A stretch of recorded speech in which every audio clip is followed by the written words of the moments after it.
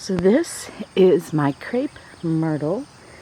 That's a scientific name of Lagerstroemia indica times fauriei.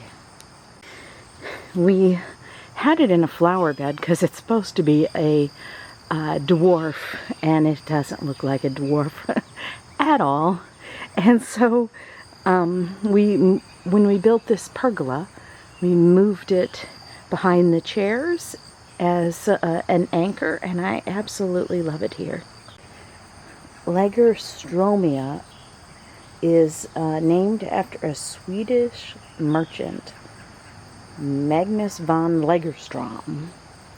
And indica means that it's connected to India, and the fauriei species is named after a 19th century French missionary and botanist. I can't even say his name. It's l'Abbé Urbain Jean Fauriei, something like that. This is in the Lagerstroemia family, and that's the loose strife family. The common name of crape, sometimes I see it as CRA and sometimes CRE. That's because it's named after crepe papery flowers. Now, the myrtle part is named after myrtle-like features such as the bark and these evergreen leaves. And I do think the flowers look like crepe paper. Crepe paper is with an E, and that's why people often spell it that way. I think of crepe paper as see-through and crinkly and wrinkly, and I pretty much think that describes this well. We're on a cloudy day, which is great for filming, but not to really show you how this is crepe paper-like. Now, myrtle makes me think of a beach in Florida or a lady from the 1950s with a big, loud personality. So this is a hybrid, and that's why we have the X between the indica and the fauriei cultivars.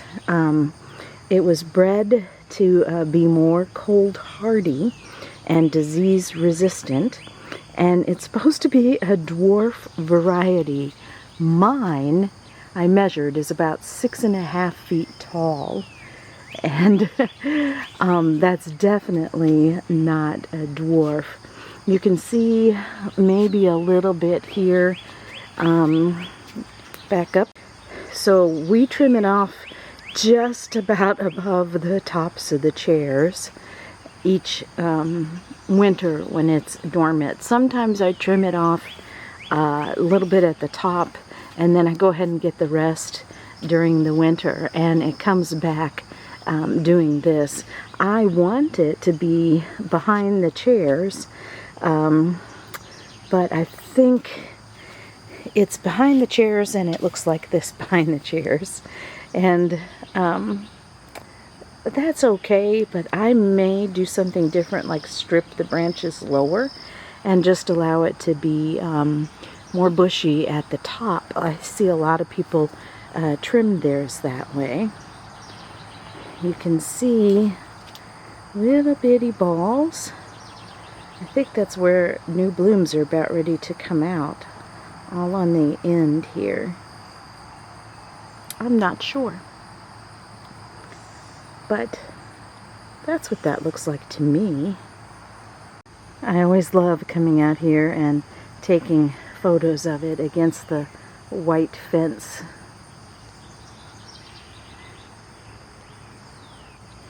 I'm looking at my notes, and it says it's supposed to get 2 to 3 feet tall. No, maximum of 5 feet tall. No, it's much taller than that. And I have to laugh, going back to the trimming it back. So it is there's a term called crape murderer because people like me, I guess, I'm afraid I'm a crape murderer, go back and just top it off.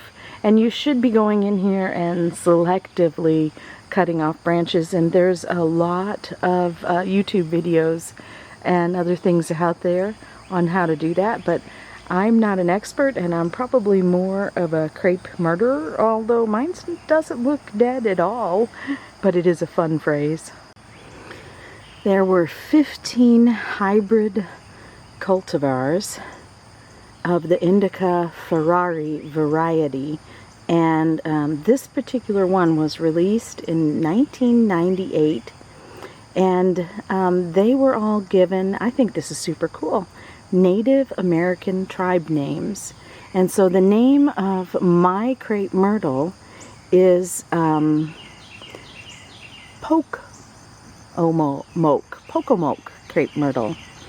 And I looked it up, and the Pocomoke Indian Nation has a website, and they seem to be more out east, like early colonial area.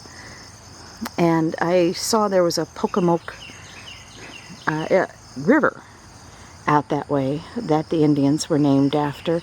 And being as I have quite a bit of Native American in me, I kind of love that. Now I can walk by this Crape Myrtle and appreciate it for its name, and give honor to the Pocomoke Native American Indians.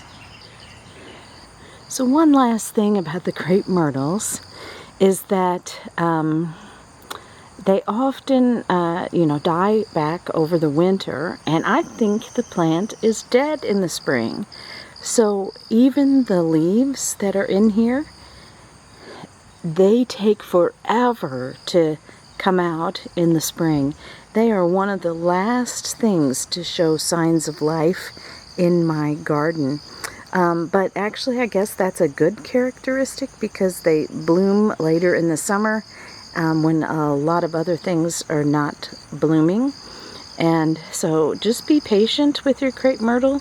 It may look dead in the early spring, but it's not, most likely. Isn't that beautiful?